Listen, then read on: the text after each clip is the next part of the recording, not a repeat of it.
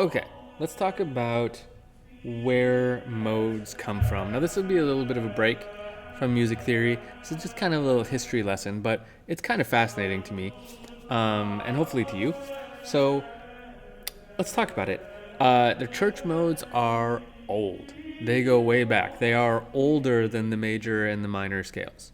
Um, we can trace them back to about 350 BC, a long, long time ago. So that's, you know, well over almost 2,350 years ago, 360 years ago, long time ago. Their names, I already told you the names, or Ionian, Dorian, Phrygian, Lydian, Mixolydian, Aeolian, and Locrian. Their names go back to the Greeks. You may have guessed those are Greek sounding names, I guess. And they're named after different regions, um, or ethnic regions in ancient Greece. Um, some of those places, I believe, still exist. I think I recently saw on a map something with the name something like Ionia. Yeah, I think that still exists actually. Uh, Geography is not my thing, but so let's move on. Now, way back then, we get Plato and Aristotle actually writing a little bit about the church modes. They actually commented on these things and what they did. I'm going to read you one little quote here, and this is from Aristotle's Politics. The musical modes differ essentially from one another, and those who hear them are differently affected by each. Some of them make men sad and grave, like the so-called Mixolydian. Others enfeeble the mind, like the relaxed modes. Another, again, produces a moderate or settled temper, which appears to be the particular effect of the Dorian. And the Phrygian inspires enthusiasm. So, really, kind of what he's saying here is that the modes were used to directly affect people. So what would happen would be the modes were kind of in a way like medicine. So if you were feeling lethargic, someone might play for you Phrygian. And the idea was Phrygian was the mode for enthusiasm. It would fix what's physically wrong with you. There's a lot of stories about this kind of thing, about how the modes affected people very directly in ways that, scales and music and different keys and modes and things don't really affect us anymore. And, maybe these stories are mythology. Some of them almost certainly are.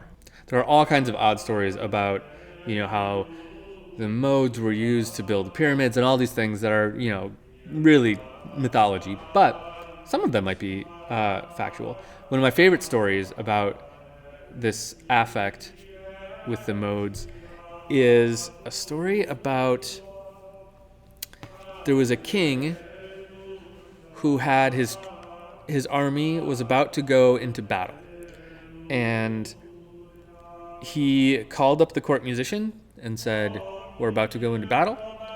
I want you to play probably, I don't remember the exact modes, but I'm going to guess, probably could be Phrygian, something that the mode for battle and war.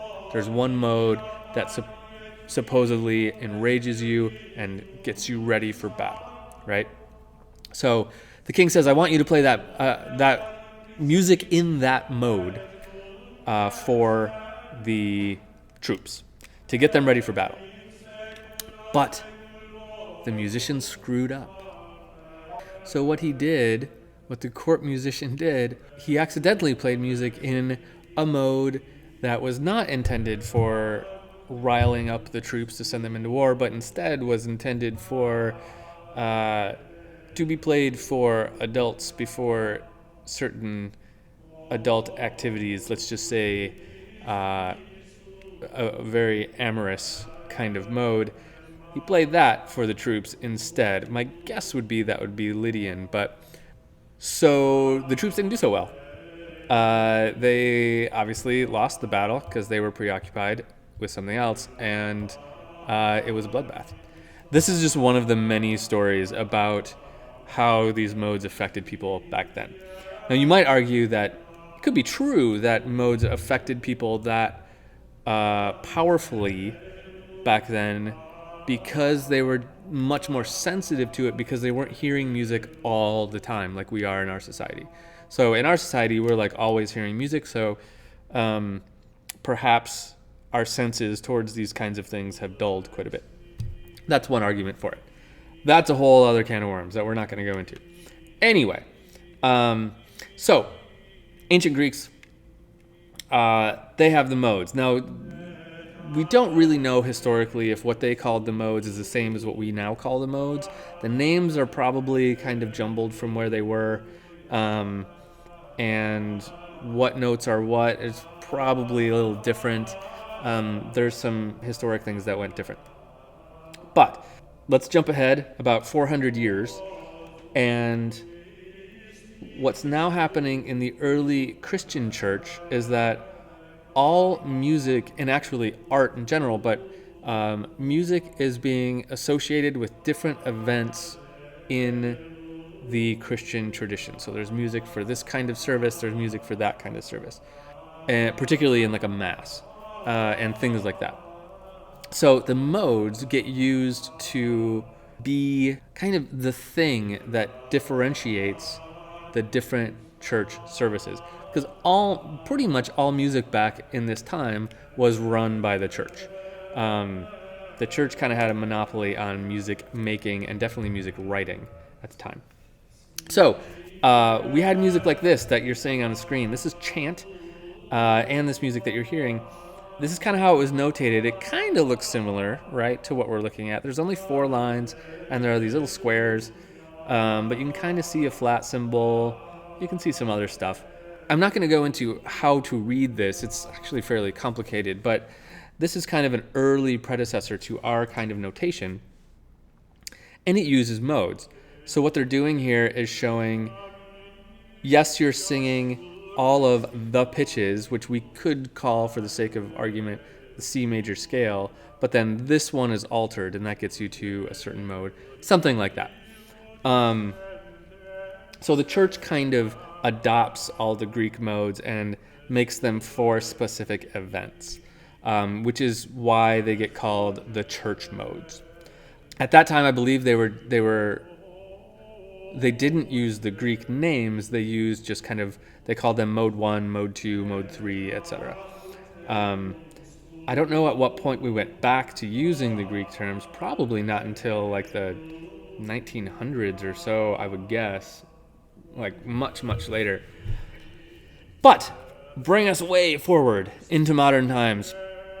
Around 1940s and 50s, composers started, of like orchestral music and chamber music, started using the modes again in secular, non-religious music, because they liked the sound of them, they liked the difference of them, as opposed to just the major and minor scale. They were more colorful, they gave them more options, and so they really kind of came back, and now they're very common to hear in music of all types.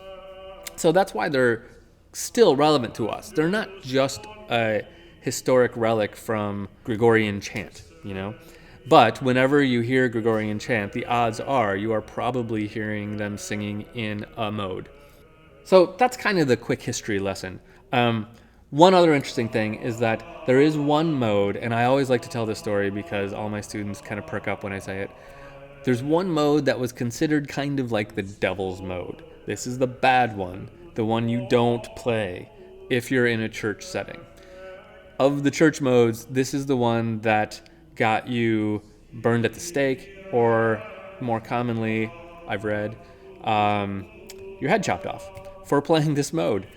If you were a church musician and you accidentally played this mode, you were in big, big trouble. This is the mode called Locrian, and we're going to talk about it, and we're going to play it, but no one's going to get their head chopped off. That's a long ago thing. Okay, so now that we know kind of how to find our modes, a little bit about what they are, and the history of them, let's jump into the Ionian mode and talk through that one.